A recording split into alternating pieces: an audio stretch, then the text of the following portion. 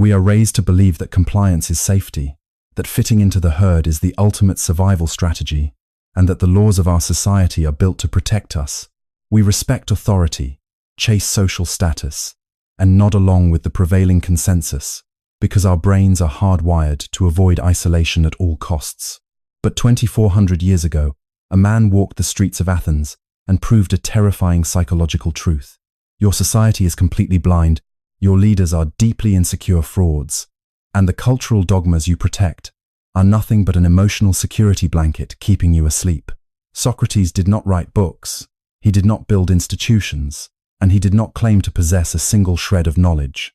Instead, he weaponized a devastating method of psychological interrogation that stripped citizens of their cognitive defenses, exposed their intellectual bankruptcy, and induced a state of paralyzing existential dread. He was not a gentle, grandfatherly teacher. He was a psychological terrorist who systematically dismantled the fragile ego of an empire. Athens did not execute him because he broke the law.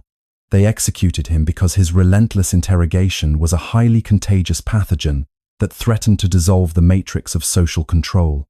This isn't a dry history lecture. It is an unfiltered autopsy of your own psychological conditioning. Over the next 4 chapters, we are going to strip away your cognitive biases, expose the mechanisms of groupthink, and confront the brutal, beautiful reality of absolute intellectual freedom. By the time the executioner pours the hemlock, you will realize that the most dangerous place on earth is inside your own unexamined mind. We live in a world that forces us to be actors. From the moment we step outside our front doors or open our social media feeds, we are required to put on a performance. We build a highly strategic, carefully polished mask made of our professional titles, our educational degrees, our political opinions, and our social circles.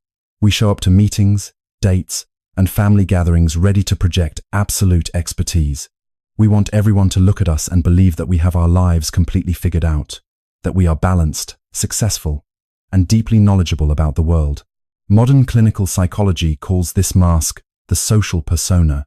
It is an evolutionary defense mechanism designed to help us fit into the tribe, win social status, and protect our fragile inner egos from the terrifying shame of being exposed as clueless. We spend immense amounts of emotional energy keeping this mask clean, rigid, and flawless. We become so attached to our own performance that we fall into a deep state of self-deception. We actually begin to believe that the mask we wear is who we truly are. But 2,400 years ago, long before the invention of modern psychotherapy, a man walked the dusty streets of Athens and turned the destruction of this social persona into an absolute art form. Socrates was not a gentle, polite schoolteacher who sat in a comfortable classroom handing out inspirational quotes. He was a radical intellectual insurgent who operated in the wide-open, chaotic public square of the city. He didn't write books, he didn't build a university, and he didn't charge money for his time. He was a physically unattractive man who wore the same ragged cloak every day, walked barefoot through the dirt, and spent his entire existence doing one single thing: approaching the most successful, powerful, and arrogant citizens of Athens and stripping them of their psychological armor in broad daylight. Socrates realized that the greatest sickness of the human mind is not ignorance. It is the illusion of knowledge. When a person is genuinely ignorant but knows they don't know, they are open to learning, growth, and curiosity. But when a person is wrapped in a thick, heavy layer of social prestige, they become intellectually dead. Their ego relies on the belief that they are an expert. Socrates recognized that to heal the soul of the individual and the city, he had to launch a systematic, aggressive psychological war against this arrogant complacency. He did this by weaponizing a devastating method of public interrogation, known to history as the elenchus, or the Socratic method. The trap of deceptive simplicity. To see the psychological execution of the elenchus in its rawest form, you have to look at how Socrates selected his targets. He didn't debate children, outcasts, or uneducated laborers. He deliberately targeted the elite gatekeepers of society. He went after the celebrated military generals, the high-profile politicians, the wealthy aristocrats, and the famous priests. These were the men whose entire identities were anchored in their reputation for superior wisdom. Socrates would approach one of these powerful figures in front of a massive crowd of impressionable young citizens. He would open the interaction not with an aggressive challenge, but with a display of deep, submissive humility, a psychological tactic known as Socratic irony. Socrates would smile, look at the grand expert with wide, innocent eyes, and say something like, "I am an incredibly foolish man. I have been wandering the city looking for answers to the most important questions of life, but my mind is empty. You, however, are a highly respected leader, celebrated for your immense wisdom. Could you please enlighten me?" This is the ultimate narcissistic bait. The target's ego instantly swells up with pride. They look at this ragged, barefoot old man begging for their knowledge. They look at the gathering crowd of young people watching the interaction, and their brain demands that they perform. They cannot say, "I don't know," because doing so would destroy their social prestige. They gladly step into the trap, clear their throat, and prepare to deliver a majestic, generic lecture. Socrates wouldn't ask them for complex scientific data or abstract mathematical formulas. He would ask a deceptively simple, foundational question that targeted the very core of their life's work. He would approach a powerful military general like Laches and ask, "What is courage?" He would approach a famous religious legalist like Euthyphro, who was currently at the court prosecuting his own father for murder, and ask, "What is piety and holiness?" He would approach a smooth, wealthy politician and ask, "What is justice?" The target would always react with a dismissive chuckle, assuming that the question was trivial and easy. They would confidently spit out a standard, textbook definition that they had memorized from their culture. The general would say, "Courage is when a soldier stays in the line, stands his ground against the enemy, and refuses to run away." The priest would say, "Piety is doing exactly what pleases the gods." They delivered these answers with absolute certainty, fully expecting the crowd to applaud and Socrates to bow down in gratitude. The sledgehammer of contradiction. But Socrates didn't bow. Instead, he would nod thoughtfully, look intensely at the target, and say, "That is a magnificent answer. You have proven your grand intellect. But my small, slow mind has just one minor, tiny question. If you could help me clarify this one small point, I will be fully satisfied." This is where the psychological dissection begins.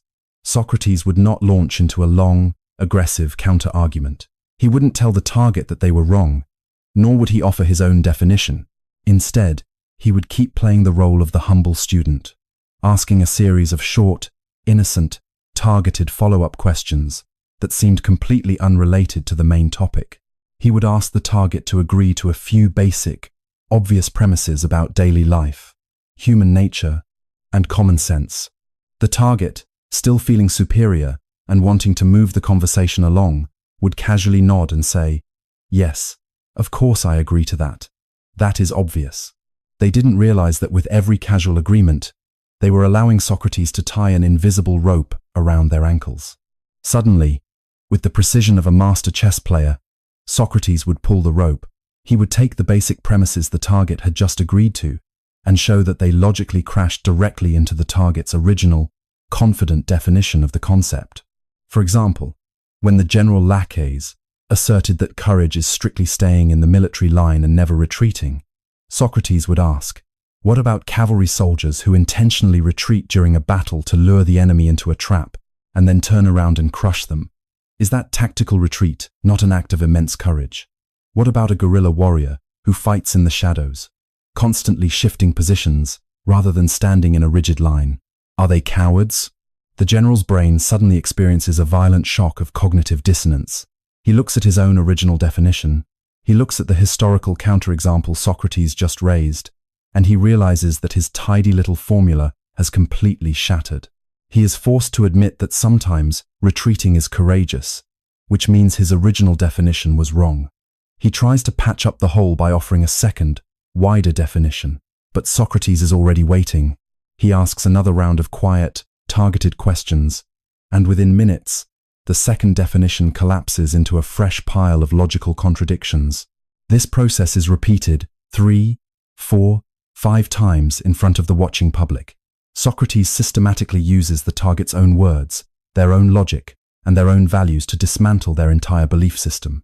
He doesn't bring any outside information to the fight. He simply holds up a flawless, terrifying psychological mirror to the target's mind. forcing them to see that their thoughts are completely incoherent, self-contradictory, and hollow. The reality of aporia, the ultimate destination of the Socratic elenchus, is a profound, deeply uncomfortable psychological state known as aporia. The word aporia literally translates to a state of being completely blocked, paralyzed, or at a total loss for words. It is the moment where the target's cognitive defenses have been entirely demolished, their sophisticated rationalizations have failed, and their intellect is forced to stop spinning its wheels. In the dialogue called Meno, the character Meno experiences this state of aporia after trying to define virtue for Socrates. He turns to Socrates, completely shell-shocked, and says, "Socrates, before I met you, I heard that you spent your time causing confusion and bringing people to a standstill. And now, I feel that is exactly what you have done to me. You have cast a spell over my mind and my tongue. My soul and my mouth are completely numb, and I am utterly incapable of giving you an answer. I have delivered thousands of speeches about virtue to massive audiences in my life, but right now, I cannot even tell you what the word means." Meno explicitly compares Socrates to a torpedo fish, what we call a torpedo electric ray. He says that just as the ray paralyzes the body of anyone who touches it, Socrates injects a freezing, numbing paralysis straight into the human nervous system. This paralysis is not an intellectual game. It is an intense existential crisis. When a person reaches aporia, their entire social persona is stripped away. The proud general is no longer a general. He is a man who doesn't understand courage. The holy priest is no longer a spiritual guide. He is a man who doesn't understand holiness. The smooth politician is exposed as a fraud who has been writing laws about justice without ever understanding what justice actually is. The target is left standing in the public square, naked, humiliated, and completely disconnected from their identity. The foundation upon which they built their entire life's work, their social status, and their self-esteem has been proven to be nothing more than a shallow stack of unexamined cultural dogmas. They have arrived at the outer edge of their own ego, and they are staring down into a dark, bottomless abyss of absolute uncertainty. The fragility of the public identity. To understand why the elenchus caused such immense terror and fury throughout the city of Athens, we have to look at the extreme fragility of the human ego. Our brains do not look at our belief systems as dry, abstract data. We treat our beliefs as if they are actual physical structures that are essential to our biological survival. When someone challenges your deeply held convictions, your brain doesn't activate its logical centers. It activates the amygdala, the ancient, primal part of the mind that handles life or death physical threats. When Socrates shattered an Athenian's definition of justice or piety, he wasn't just fixing a logical error in their thinking. He was threatening their entire social architecture. In ancient Athens, just like in modern America, your status was your life. If you were exposed in public as a fraud who didn't know what you were talking about, you lost your influence, you lost your political power, and you lost your ability to command respect from the tribe. Socrates was playing a highly dangerous psychological game. He was showing the youth of Athens that the old, powerful leaders who were running the empire, commanding the armies, and making the laws were completely blind. He was exposing the truth that the entire social hierarchy was built on a massive foundation of performative posturing and collective self-deception. Think about how this plays out in our contemporary modern landscape. Imagine a barefoot rebel walking into a top corporate office, a massive political rally, or a prestigious university lecture hall today. Imagine him approaching the highly paid CEOs, the famous media pundits, or the top academic experts, and asking them simple, foundational questions about their work. What is a successful life? What is actual progress? What is true freedom? Imagine him systematically dismantling their textbook answers in front of millions of viewers on a live stream, exposing the reality that their entire career is driven by a mindless chase for metrics and validation, with zero deep understanding of the values they preach. The modern experts would react with the exact same primal fury as the ancient Athenians. They wouldn't thank the interrogator for helping them see their flaws. They would launch a massive, coordinated attack to protect their image. They would try to cancel him, smear his character, call him a dangerous troll, and ban him from the public square. Why? Because the ego would rather destroy the mirror than accept the reality of its own deformity. Socrates was a threat to the infrastructure of social control. and the city's psychological defense mechanisms were preparing to launch a violent counterstrike. The illusion of modern expertise. The Socratic Elenchus serves as a glaring, brilliant warning light directed straight at the heart of our modern information culture. We live in an era that is completely drunk on the illusion of expertise. We have transformed our society into a massive, hyper-specialized machine where we delegate our thinking to an endless list of external authorities. We have financial experts telling us how to value money, relationship experts telling us how to love, medical experts telling us how to treat our bodies, and ideological tribes telling us what to think about ethics and politics. We scroll through endless streams of short-form videos, articles, and podcasts, collecting clever phrases, trendy catchphrases, and psychological labels. We memorize the latest vocabulary of wellness, corporate leadership, or political activism. We wrap these words around our egos like a beautiful, expensive coat, fully convinced that because we can speak the language of a certain tribe, we possess genuine wisdom. But Socrates reminds us that memorizing a script is not the same thing as thinking. Having an opinion is not the same thing as understanding. Most of our modern knowledge is entirely parasitic. It is a second-hand collection of ideas that we borrowed from our culture without ever paying the intellectual price required to verify their truth. We are like actors who can read the lines perfectly on stage, but the moment the director stops the scene and asks us to explain the deeper meaning of the play, we completely freeze up in a state of absolute emptiness. When you refuse to engage in the painful, rigorous process of examining your own thoughts, you are living a life of absolute psychological slavery. You are allowing the algorithms of tech companies, the political narratives of media empires, and the unexamined biases of your parents to dictate the very structure of your consciousness. You are a puppet being pulled by 1,000 invisible strings, nodding your head along with the herd, entirely blind to the fact that your certainty is an illusion. The Elenchus is the sharp, liberating knife designed to cut those strings and force you to stand on your own 2 feet, escaping the cave of the ego. So, how do we practically apply this rebellious Socratic interrogation to our own lives today? How do we use the Elenchus not to humiliate others, but to liberate our own souls from the prison of the curated self? The first step requires an immense act of psychological courage. You must actively seek out your own state of aporia. You must stop running away from the quiet, uncomfortable moments of doubt and confusion. Most of us are terrified of feeling lost, so we fill every single second of our day with noise. The moment a crack of uncertainty appears in our mind, we reach for our phones, open an app, and drown our consciousness in a river of digital distraction. We look for any comforting narrative or cheap validation that will patch up the hole in our ego. You must do the exact opposite. You must sit down in a quiet room, leave your phone in another house, pull up a chair, and call your own ego to the witness stand. You must look at the foundational pillars of your life, your career choices, your romantic relationships, your financial goals, and your deepest moral convictions, and subject them to a ruthless, unyielding Socratic cross-examination. Ask yourself, why am I working 80 hours a week to climb this corporate ladder? Am I doing it because this work genuinely aligns with my soul? Or am I doing it because I am terrified of looking unsuccessful in the eyes of my peers? What is my actual definition of success? If I lost all my money and my status tomorrow, who would I be? Why do I believe my political tribe is perfectly right and the other side is perfectly evil? Can I honestly explain their arguments without caricaturing them?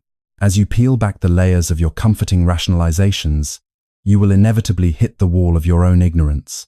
You will feel that sudden, cold shock of aporia settle over your chest. Your mind will panic, your heart rate will rise, and your internal demon will try to manufacture a dozen creative excuses to make you stop the interrogation. Do not stop. Sit still in the middle of that cognitive paralysis. Allow the tower of your false certainty to completely collapse. Understand that the feeling of confusion is not a sign that you are broken. It is the sign that your psychological immune system is finally fighting off the virus of social conditioning. The great liberation of I don't know. Socrates famously stated that the Oracle of Delphi declared him to be the wisest man in all of Greece. For a long time, Socrates was completely baffled by this statement because he knew in his heart that he possessed zero wisdom. So, he went on a mission to interview all the grand experts of the city to prove the oracle wrong. But after conducting his relentless cross-examinations, He finally realized what the oracle meant. He noted, "That man thinks he knows something when he does not know.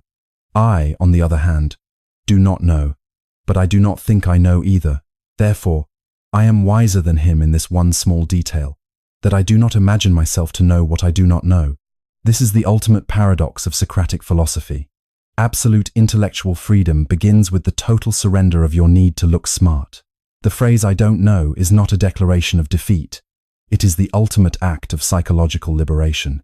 When you have the immense humility to look at the world and admit that you do not have it all figured out, the heavy, exhausting cage of your social persona completely dissolves. You no longer have to spend your life performing expertise. You no longer have to defend a rigid set of unexamined opinions just to protect your fragile ego. You drop the heavy mask.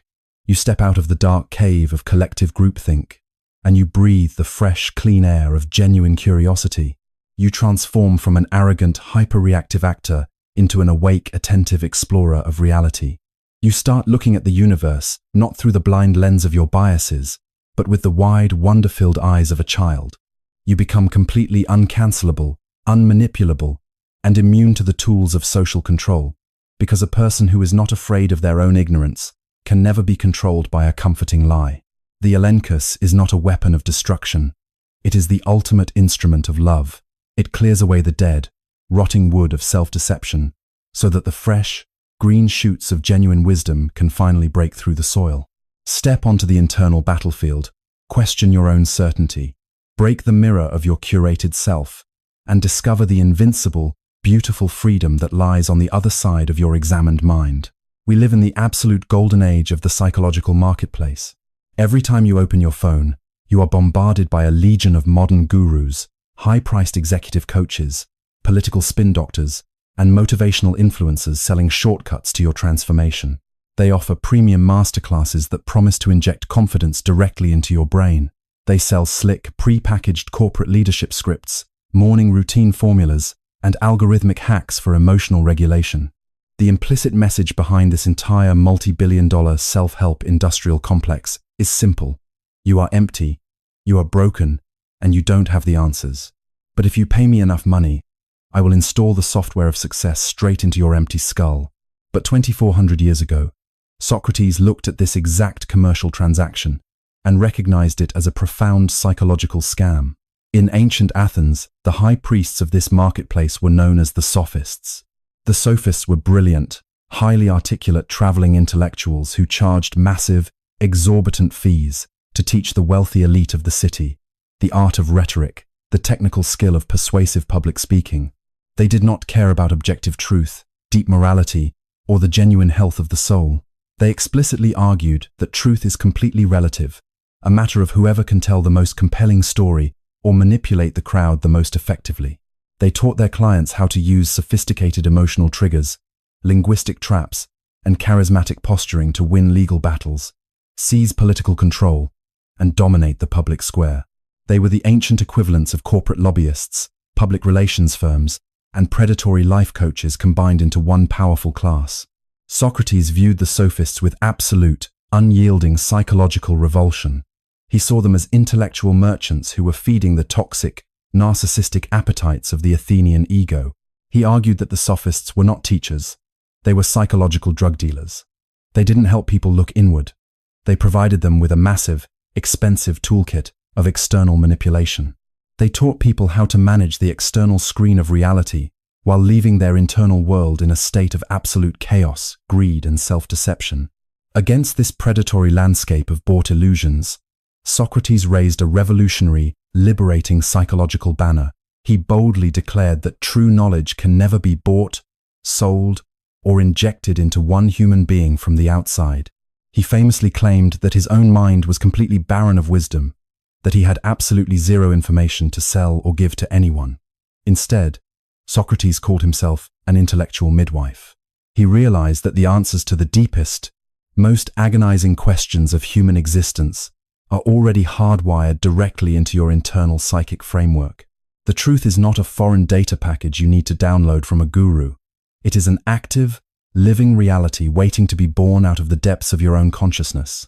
The concept of anamnesis, knowledge as recollection, To understand the profound psychological mechanics of the Socratic midwife archetype, we have to analyze his mind-bending concept of anamnesis, or knowledge as recollection. In the dialogue called the Meno, Socrates conducts a legendary live psychological experiment to prove this theory to a room full of skeptical aristocrats. He tells Meno to call over a young slave boy from his household. The boy is completely uneducated, has never been to a single day of school, and has absolutely zero training in geometry, logic, or mathematics. He is a blank slate in the eyes of Athenian society.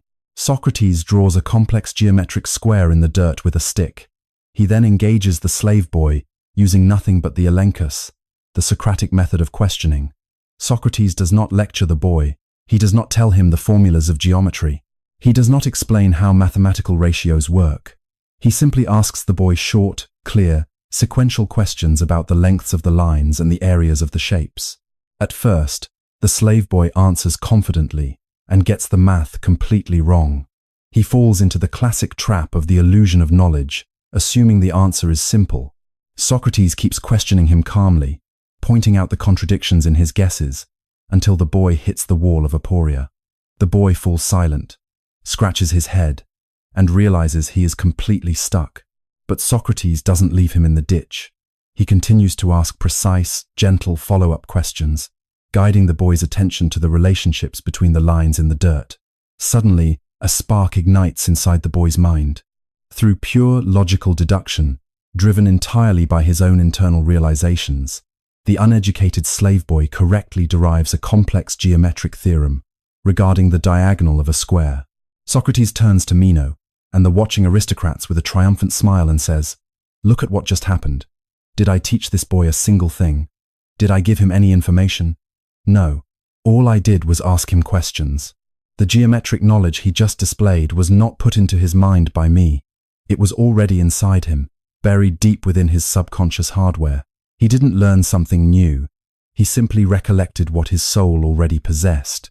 When we strip away the ancient mythological language of the soul's pre-existence, anamnesis emerges as an incredibly advanced, accurate model of modern transpersonal and humanistic psychology. It is the foundational principle behind what Carl Rogers called the client-centered approach, and what Carl Jung called the realization of the archetypes. Socrates is proving that your mind is not an empty bucket that needs to be filled with cultural programming and external scripts. Your psyche is a living, highly organized seed that already contains the complete blueprint for truth, justice, balance, and emotional maturity. Deep down, beneath your trauma, beneath your social conditioning, and beneath the constant noise of your daily worries, your nervous system knows what a healthy, integrated life looks like. Real education is not the act of learning. It is the painful, beautiful, cataclysmic act of unlearning the illusions that are blocking your view of the internal horizon, the agony of the intellectual birth. Because Socrates viewed himself as a psychological midwife rather than a lecturer, he understood that helping a person give birth to their internal truth is an inherently violent, painful, and messy process. Giving birth to a child requires labor contractions, blood, screaming, and a radical stretching of the physical body. Giving birth to your true soul requires the exact same agony on a psychological level. In the dialogue called the Theaetetus, Socrates describes the raw emotional reality of the people who sit in his circle. He tells the young student Theaetetus, "My friend, you are suffering from the pangs of labor because you are not empty. Your soul is pregnant with something that is desperate to be born. People who come to me experience an intense internal storm. They suffer from psychological labor pains that keep them awake all night, far more painful than physical childbirth. And my role, through the power of my questioning, is to accelerate those labor contractions, bring the hidden thoughts out into the light, and help the individual deliver their child." This Socratic delivery process is what modern clinical psychology calls the therapeutic alliance, or the work of deep catharsis. It is the complete opposite of the comfortable, toxic positivity that is peddling its way through the modern self-help landscape. Most modern life coaches want to make you feel good instantly. They want to soothe your anxiety with soft words, inflate your ego with massive promises, and keep you dependent on their next seminar or book. They treat you like a consumer who needs a continuous stream of emotional comfort. Socrates treats you like an adult who is carrying a hidden truth that can only be unlocked through intense psychological pressure. He knows that before you can give birth to your true self, your false self, your curated persona, your lazy assumptions, your borrowed cultural identities must be violently torn to pieces. He will not let you escape into a comfortable rationalization. He will not let you hide behind a memorized script. He will keep pressing, keep questioning, and keep holding up the mirror until your ego reaches its absolute breaking point. This is why so many people fled from Socrates in pure, unadulterated rage. He notes in his writings that many of his targets became so furiously angry when he exposed their internal contradictions that they literally tried to bite him with their teeth. They couldn't handle the agonizing contractions of the intellectual birth. They preferred the dead, comfortable safety of their illusions over the living pain of psychological transformation.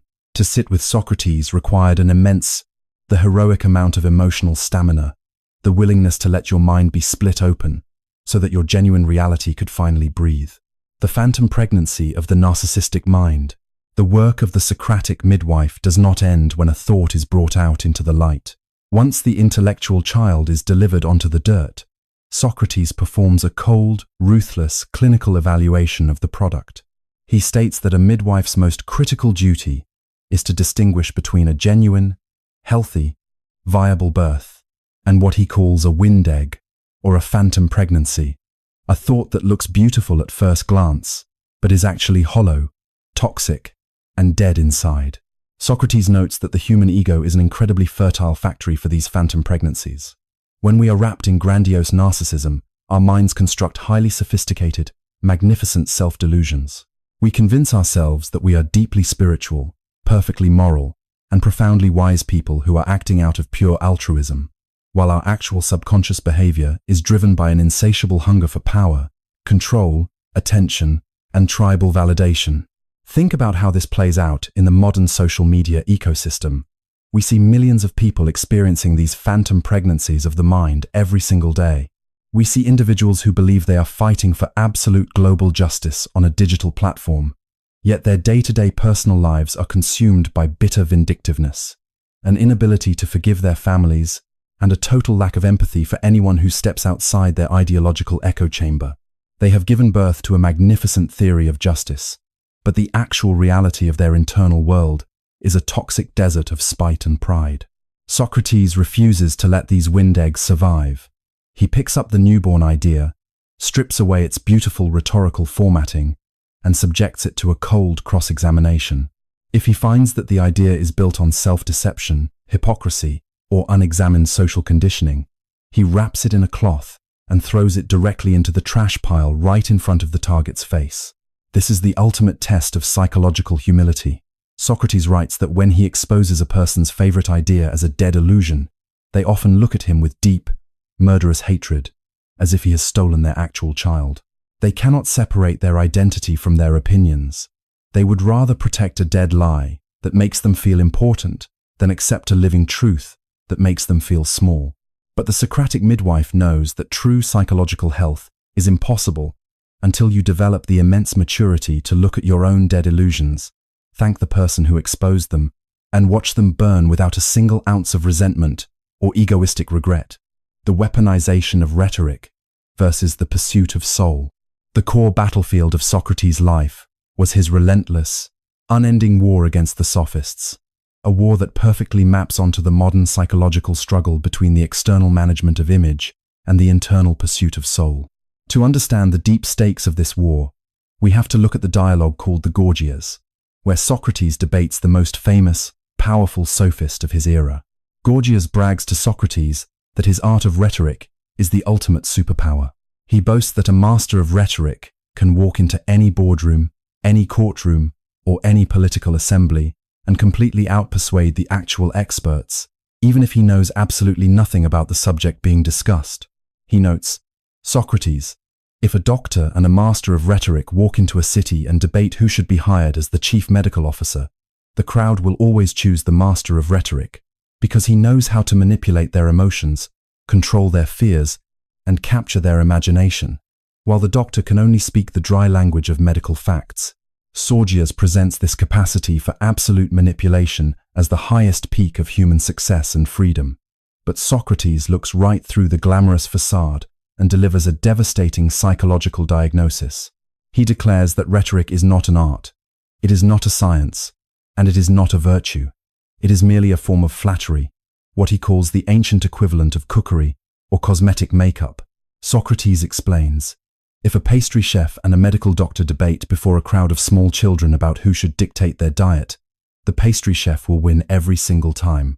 The chef will give them cakes, sweets, and immediate physical pleasures, while the doctor will give them bitter medicines, restrictions, and painful surgeries to heal their internal organs. The pastry chef represents rhetoric, the art of giving the crowd exactly what their superficial ego wants to hear to stay comfortable in their sickness. The doctor represents philosophy, the difficult, uncomfortable art of telling the soul the exact truth it needs to hear to cure its deep internal rot. This is the exact blueprint of our modern consumer culture and political landscape. We are completely surrounded by pastry chefs masquerading as leaders and gurus. Our media networks, our corporate marketing campaigns, and our internet algorithms are built entirely on the sophistry of flattery. They study your psychological vulnerabilities, map your dopamine loops, and feed your tribal biases, giving you endless waves of validation and cheap emotional sweets to keep you addicted to their platform. They don't want you to wake up. They don't want you to look inward. They want to keep you in a state of permanent, infantile dependency, because an anxious, empty, reactive consumer is the most lucrative asset on the planet. Socrates warns us that when a society values the bought eloquence of the pastry chef over the painful truth of the doctor, that society is entering the final stage of psychological terminal collapse.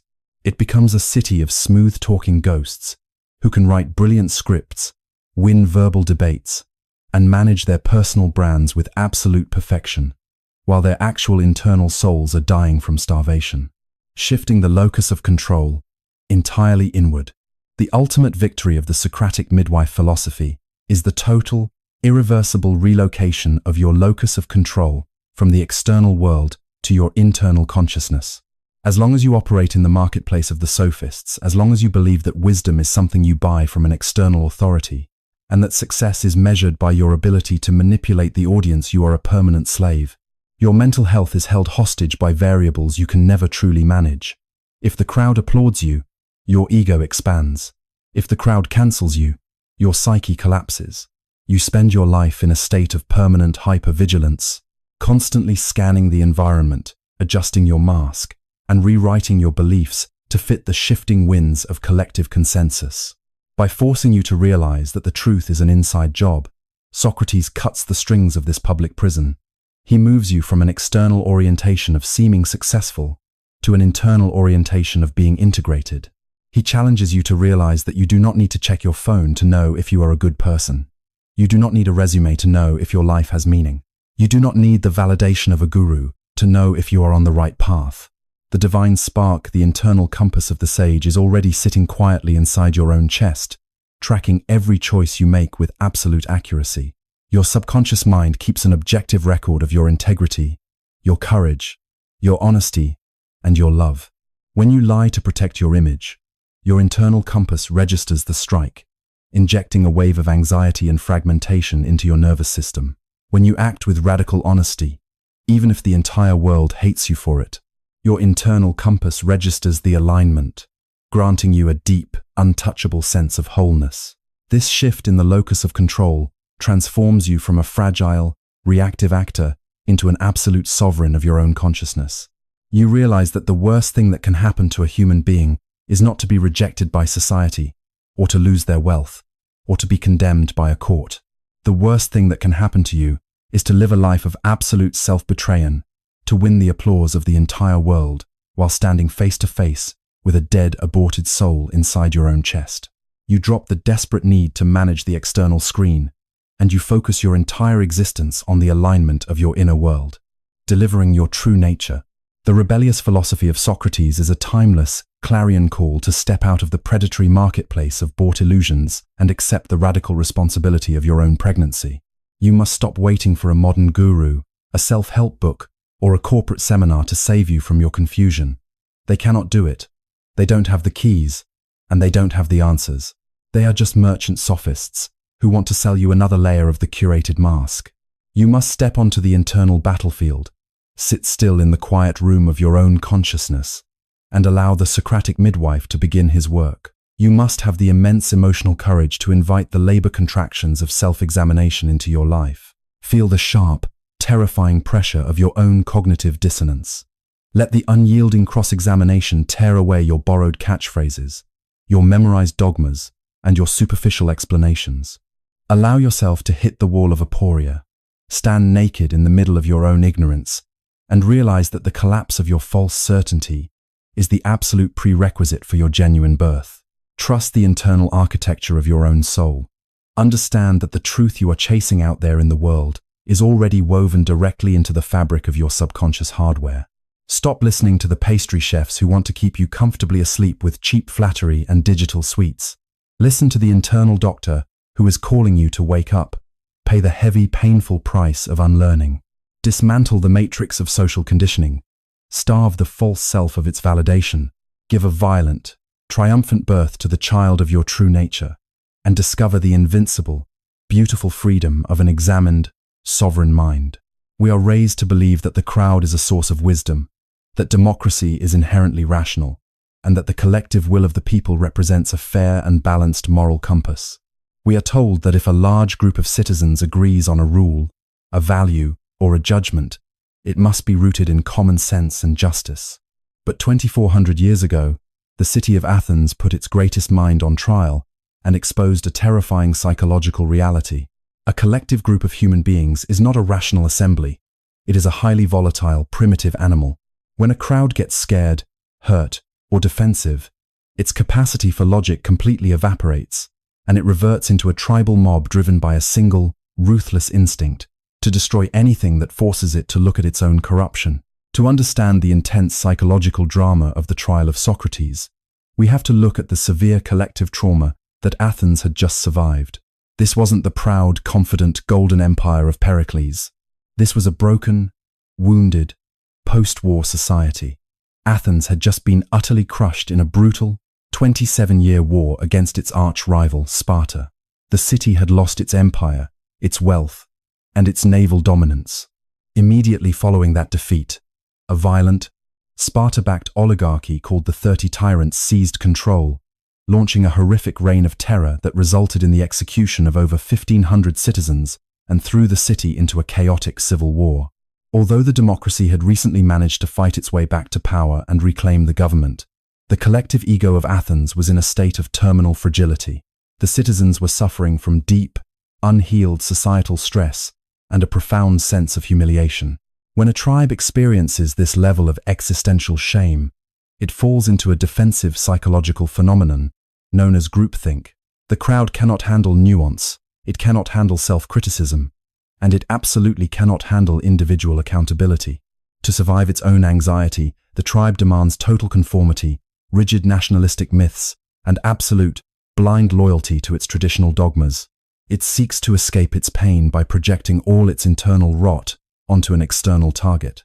It desperately needs a scapegoat. And there, standing right in the middle of the public square, refusing to bow, refusing to conform, and refusing to stop his relentless interrogation, was Socrates. He had spent decades stinging the city like a gadfly, a persistent, biting insect sent to wake up a large, lazy horse. But a traumatized horse does not want to be stung. It wants to lie down in the dark and sleep. By continuing to force the citizens to examine their moral hypocrisy, Socrates transformed from an annoying local eccentric into an existential threat to the collective ego of the state. The trumped-up charges, a study in tribal defenses. In the spring of the year 399 BC, 3 prominent citizens representing the political, literary, and commercial establishment of Athens stepped forward to hit Socrates with a formal legal indictment. The charges they filed were carefully calculated to trigger the rawest, most primitive emotional fears of the public. The indictment stated 2 specific crimes. First, Socrates was guilty of not worshipping the gods acknowledged by the state and introducing strange, new spiritual entities.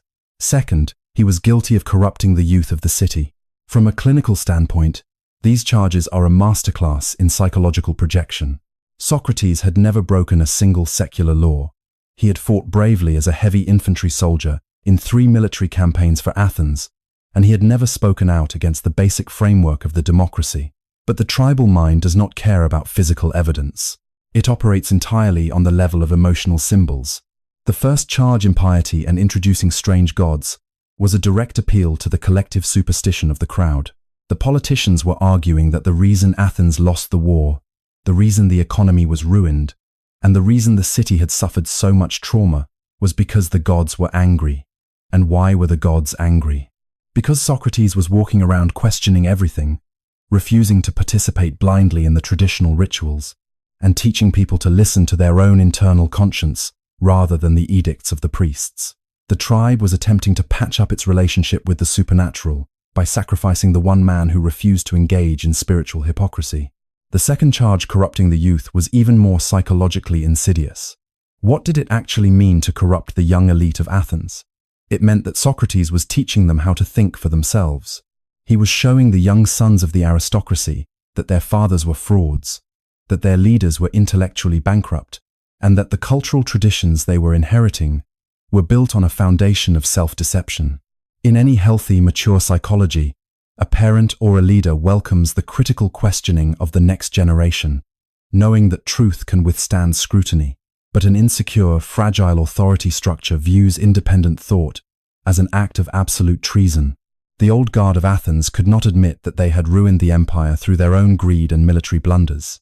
It was infinitely easier to blame a barefoot old philosopher for poisoning the minds of their children, transforming their own historical failure into a narrative of external subversion. The mob dynamics of the Athenian jury. The trial did not take place in a quiet, sterile, modern courtroom with 12 isolated jurors and strict rules of forensic conduct.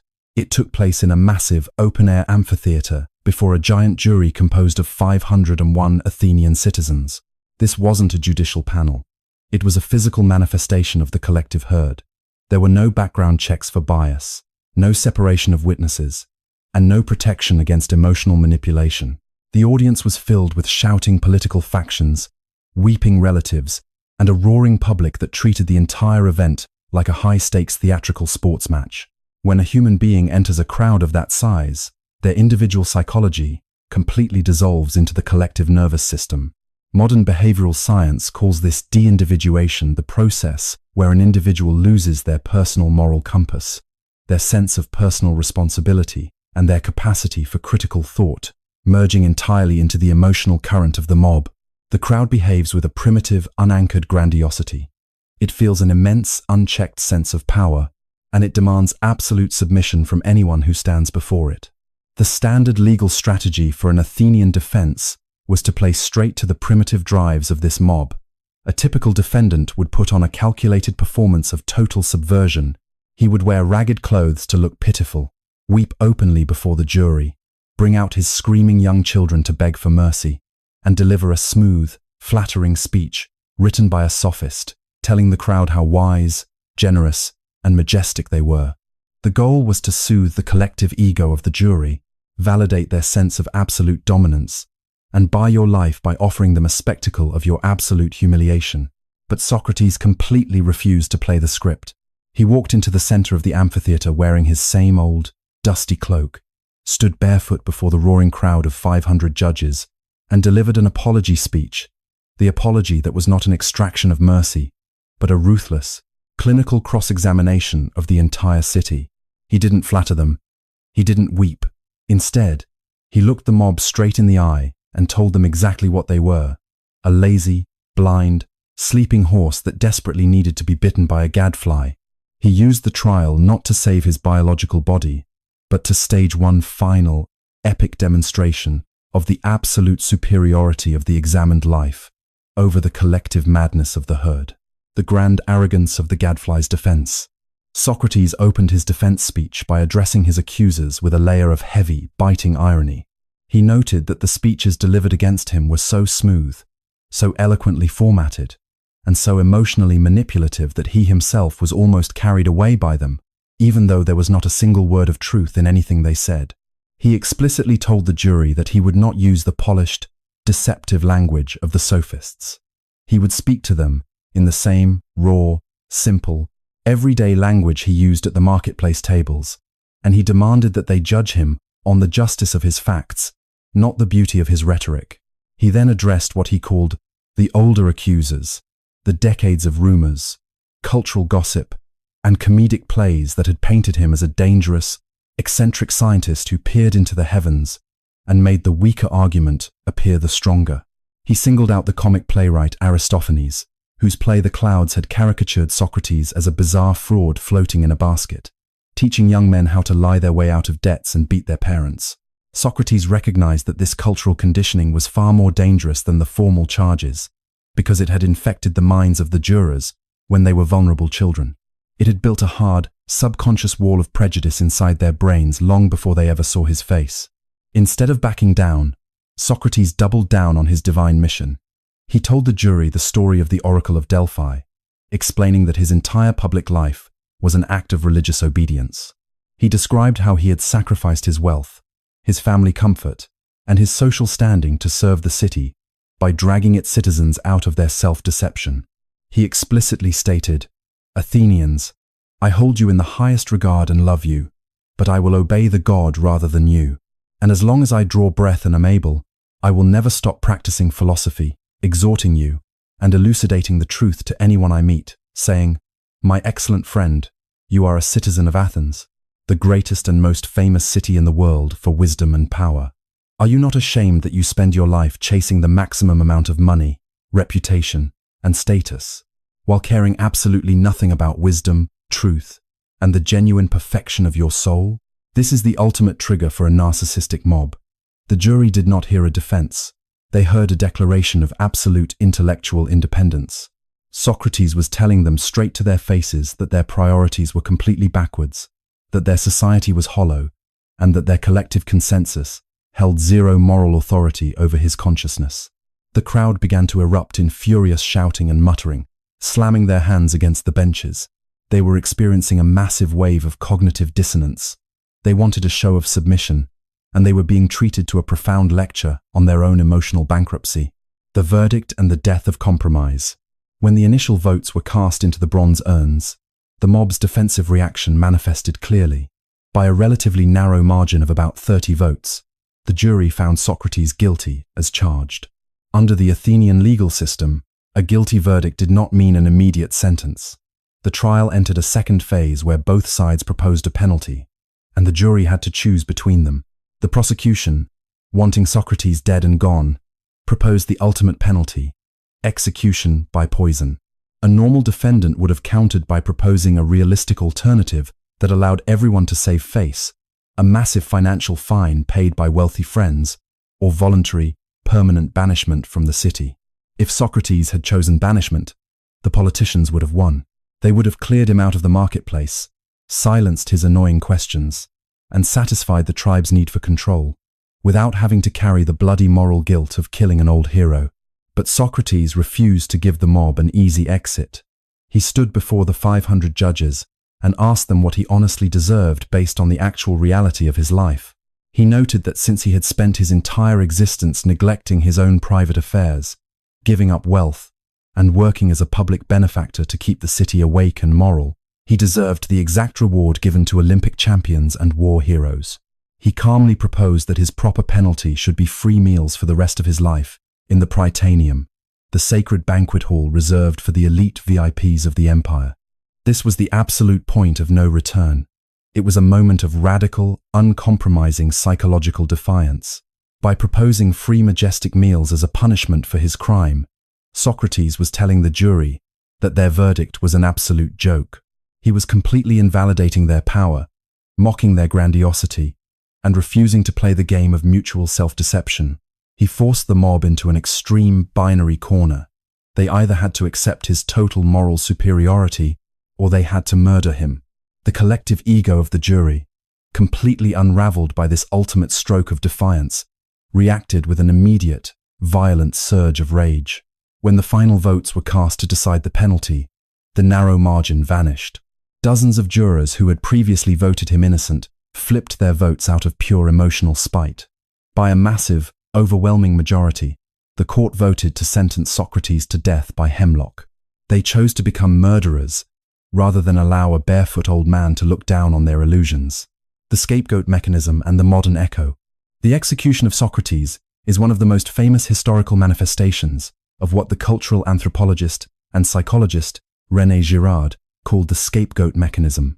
Girard argued that when a human community experiences an intense internal crisis, a breakdown of order, or a state of collective anxiety, the members of that community do not look rationally at their own individual flaws.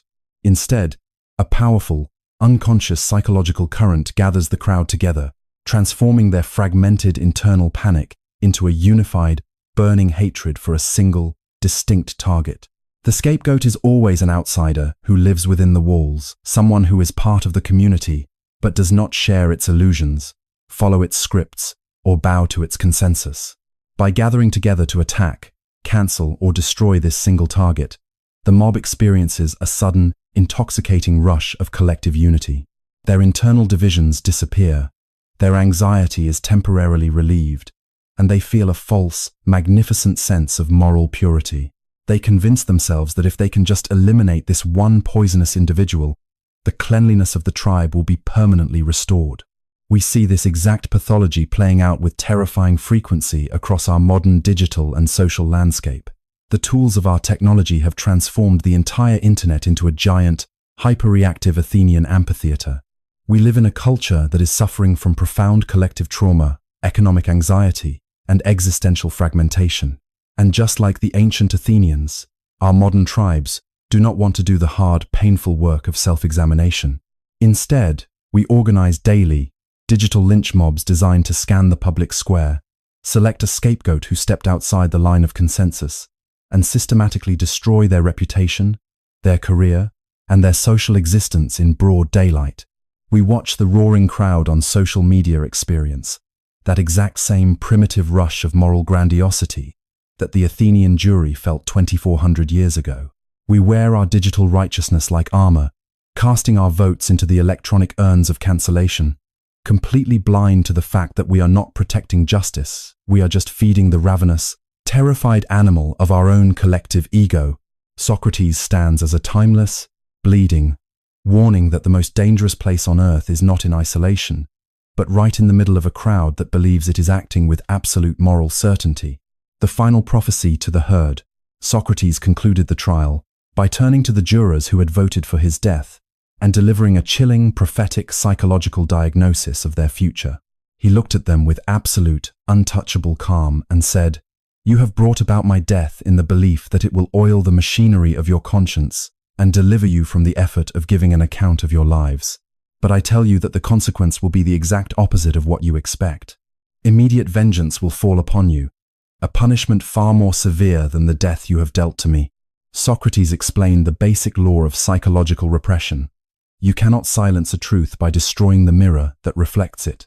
He told them, "Up until now, I have been the only one holding you accountable, and because I am an old man, my movements were slow and steady.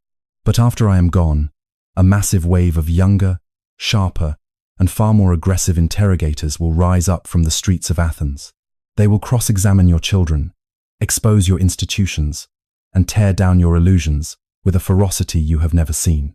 If you think that by killing men you can prevent someone from censuring your evil lives, you are completely mistaken. That escape is neither possible nor honorable. The only honorable, beautiful way to find peace is not by silencing others, but by making yourselves into good people."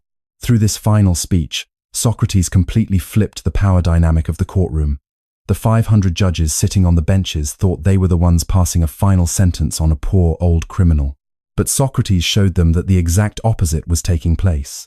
The trial was not a judgment of Socrates. It was a permanent, historical self-condemnation of Athens. The jury was writing its own sentence of absolute moral bankruptcy into the history books, proving to every future generation that their magnificent democracy was actually a fragile, paranoid tyranny of the herd. Socrates walked out of the amphitheater with his head held high, leaving the crowd to simmer in its own toxic brew of rage, guilt, and lingering anxiety. He had proven that a man who has fully conquered his own ego, dismantled his cognitive biases, and anchored his life in the purity of the present moment, is completely immune to the ultimate tool of state intimidation.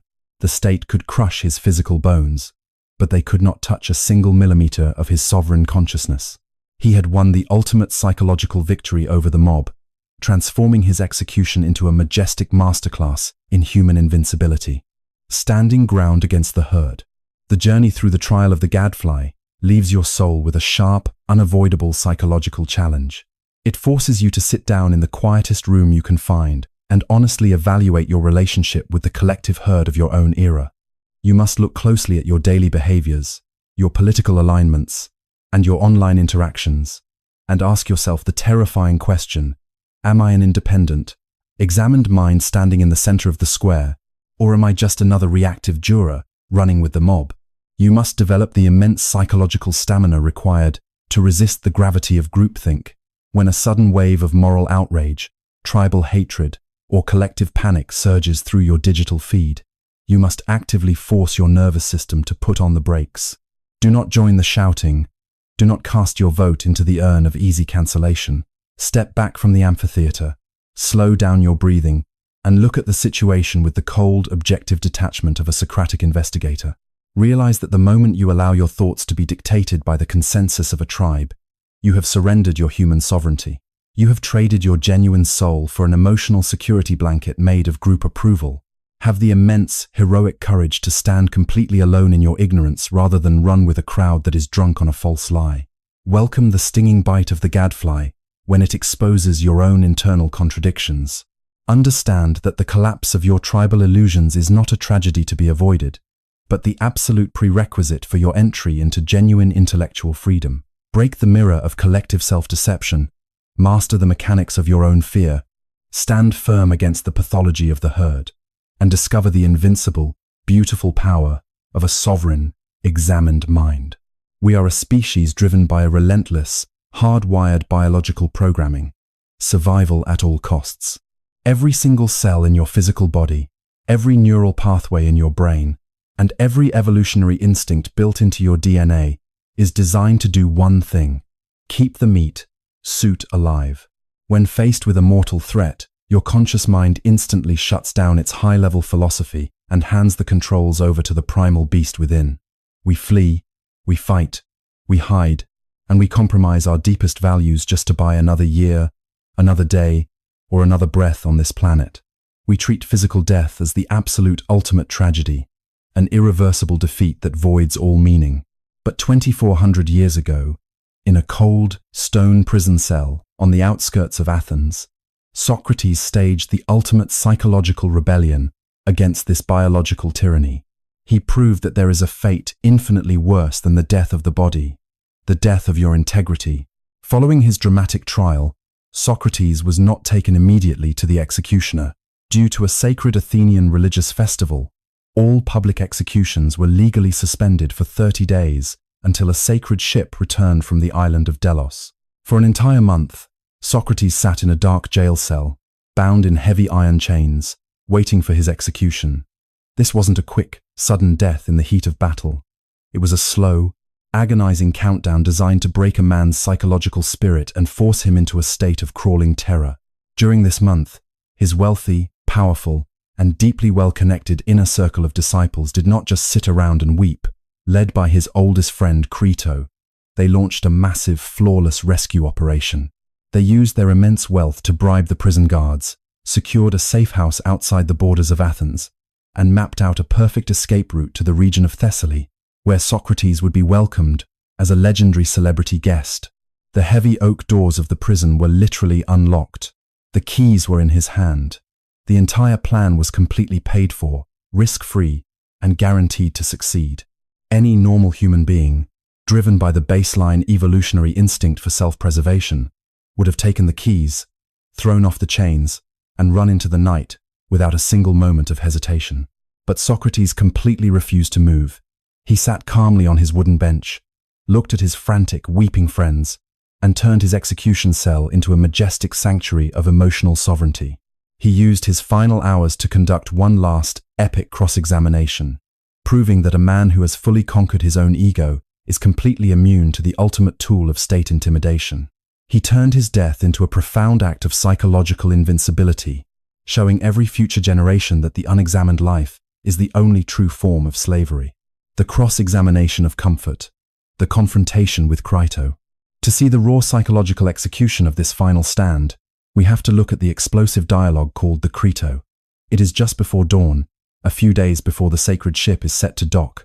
Crito sneaks into the prison cell, watches Socrates sleeping peacefully despite his impending execution, and wakes him up in a state of absolute panic. Crito begins to throw a massive wall of emotional arguments at Socrates, begging him to escape. He plays on every single vulnerability, every social pressure, and every standard egoic metric of their culture. First, Crito appeals to public opinion. Socrates, if you stay here and die, the public will think that we, your wealthy friends, were too cheap, too lazy, or too cowardly to spend our money to save your life. They will look down on us and judge us as failures. Our reputations will be permanently ruined in the social mirror. Second, he appeals to family obligation.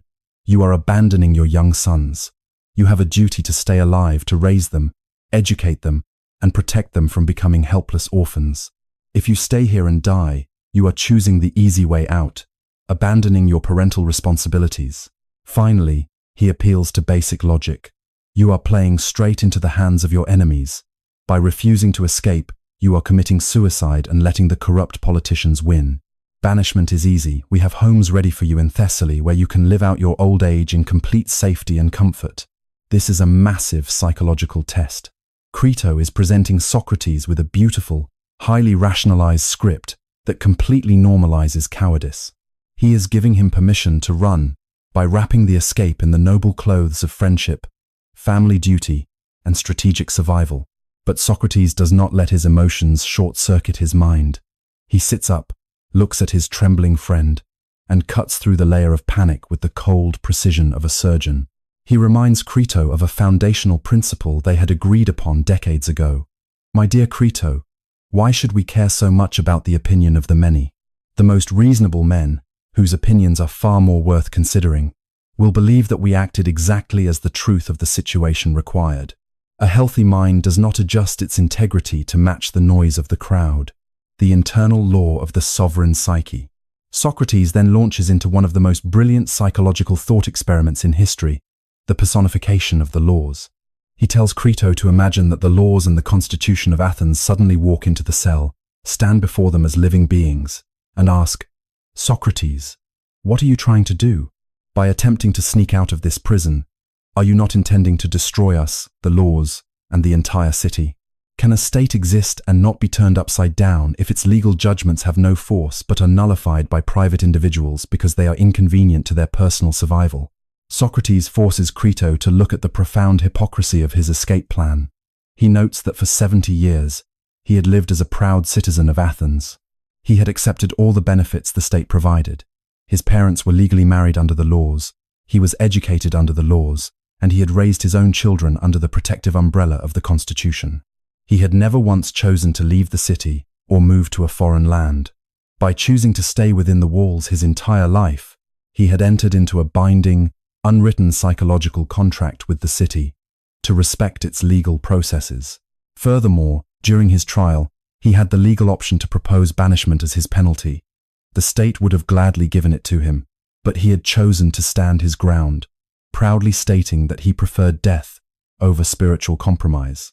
He asks Crito, if I now break my word, put on a ridiculous disguise, and run away like a scared slave into the night, what does that say about my entire life's work? I would look like a complete fraud. Every single lecture I ever gave about virtue, justice, and the integrity of the soul would be proven to be nothing but empty, performative rhetoric. The politicians wouldn't be defeated. They would be completely validated. They would look at my cowardice and say, look at Socrates, the great moral philosopher. The moment we threatened his biological flesh, his entire philosophy collapsed into dust. This is the ultimate realization of an internal locus of control. Socrates demonstrates that the state can control his physical body. It can lock his ankles in iron, build walls around his limbs, and pour poison down his throat. But the state has absolutely zero power to make him break his own internal law. If he runs away, he escapes physical pain, but he commits absolute psychological suicide. He destroys the structural architecture of his entire existence just to add a few more dynamic years of old age to a body that is already 70 years old. He refuses to trade his eternal character for a temporary slice of survival. He chooses to let the meat suit die so that the integrity of his soul can live forever. Conquer the absolute boss. Terrified management theory. To understand the immense magnitude of Socrates' victory in that cell, we have to look at the psychological concept known as terror management theory. This theory, pioneered by modern researchers and rooted in the philosophy of Ernest Becker, posits that the absolute primary driver of almost all human behavior, culture, and anxiety is our deep, underlying, terrifying awareness of our own inevitable death. We are the only animals on Earth who wake up every morning knowing that eventually we are going to rot. This existential terror is so overwhelming that our egos construct massive, elaborate defense mechanisms to distract us from it. We build empires, accumulate massive fortunes, chase fame, and cling to ideological tribes because these things give us a false sense of literal or symbolic immortality. We try to out-optimize death by looking successful, rich, and permanent. Every tool of social control, every police force, every legal court, every political tyranny, and every corporate system is built entirely on exploiting this underlying fear of death. The state holds power over you because it can threaten your survival. It can take your money, lock you in a cage, or end your life. The moment you are terrified of dying, you are completely manageable. You will bow to any authority, accept any lie, and execute any command just to keep your heartbeat steady. When Socrates sits calmly in his cell and welcomes the executioner with a smile, he is performing a radical act of psychological deprogramming. He is defeating the absolute final boss of human evolution. He famously stated in the Phaedo that the entire practice of philosophy is nothing less than a lifelong preparation for dying and death. What did he mean by this provocative statement?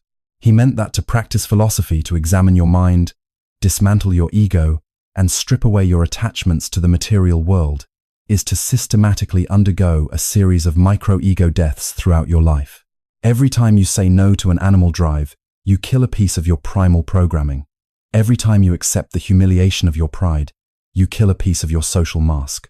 Every time you sit still in the middle of aporia, you kill a piece of your need for control. When you have spent decades practicing this internal demolition, when you have systematically unlinked your identity from your physical possessions, your social status, and your biological instincts, the fear of death completely evaporates. Death is no longer a violent, catastrophic collapse of your universe.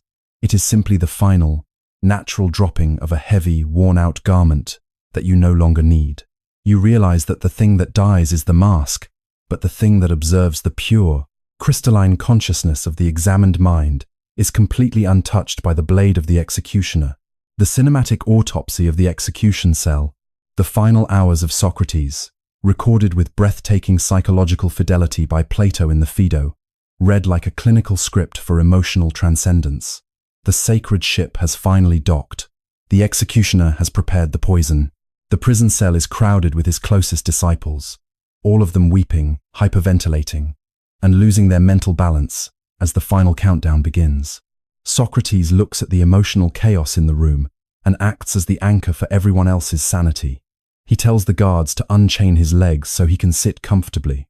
As the heavy iron links are removed, he rubs his chafed skin, smiles thoughtfully, and delivers a profound behavioral lecture on the paradoxical nature of human pleasure and pain. How strange a thing is this which men call pleasure, and how wonderfully it is related to its opposite, which is pain. They will never come to a man together, yet he who pursues the one is almost always forced to catch the other, as if they were two heads attached to a single body. Even in the shadow of his own execution, Socrates remains the cold, detached observer of reality. He doesn't experience the moment as a personal tragedy. He treats his own death as a fascinating psychological laboratory. The executioner enters the room holding a cup of freshly ground hemlock. Hemlock is a brutal neurological poison. It doesn't cause a peaceful sleep.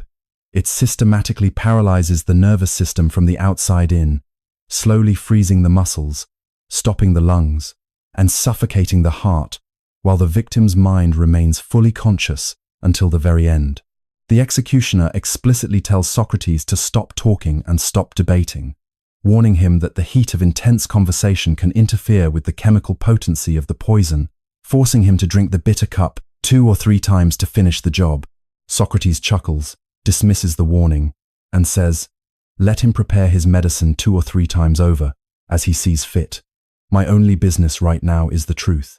He takes the cup from the executioner's hand without a single tremor in his fingers. His heart rate does not spike, his eyes do not blink, and his voice does not lose its steady, rhythmic clarity. He looks at the dark, green liquid, offers a quiet prayer for a safe journey from this world to the next, and drinks the entire cup of hemlock down to the very last drop in front of his screaming disciples. The physical rebellion against the poison. The final minutes of Socrates are a masterclass in forensic psychology and physical dignity. As the poison begins to take hold of his biology, his friends lose all emotional control. Apollodorus breaks into a violent, howling scream of grief, triggering a domino effect of sobbing that completely breaks the spirit of the room. Socrates immediately stops walking, stands tall in the center of the cell, and rebukes them with sharp, authoritative discipline. What is this strange outcry?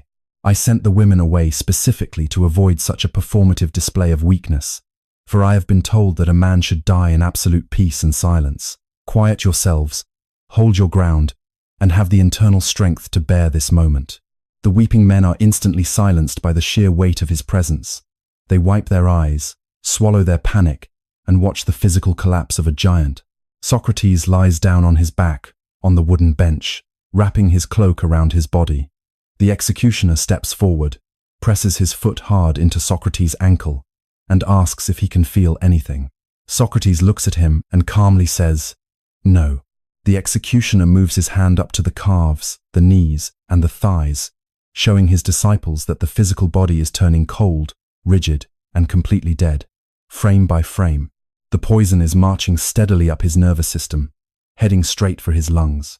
Just as the paralysis reaches his lower abdomen, Socrates pulls the cloth away from his face, looks at his friend Crito, and delivers his absolute final words on earth. Words that have baffled and illuminated historians for centuries. Crito, we owe a rooster to Asclepius. Please remember to pay the debt, and do not neglect it. A second later, his body shudders, his eyes become fixed, and he passes away into absolute silence. Asclepius was the ancient Greek god of medicine and healing. When a person survived a deadly, agonizing physical illness, it was customary to sacrifice a rooster to Asclepius as a token of absolute gratitude for delivering them from their suffering. By declaring with his dying breath that he owes a debt to the god of healing, Socrates is delivering his final, majestic critique of material existence. He is telling the world that his death is not a tragedy, not a sickness, and not a defeat. His death is the cure. He is being permanently delivered from the heavy, blind, restrictive prison of the biological meat suit and the curated persona. He has survived the long, traumatic illness of earthly social conditioning, and his sovereign consciousness is finally breaking out into the absolute freedom of reality, the blueprint for absolute invincibility. The death of Socrates leaves our modern, anxious culture with the ultimate existential blueprint. It shatters the foundational lie of our consumerist society, the lie that your value is determined by your ability to survive, accumulate, and protect yourself from discomfort. We live in a culture that is absolutely paralyzed by the fear of loss.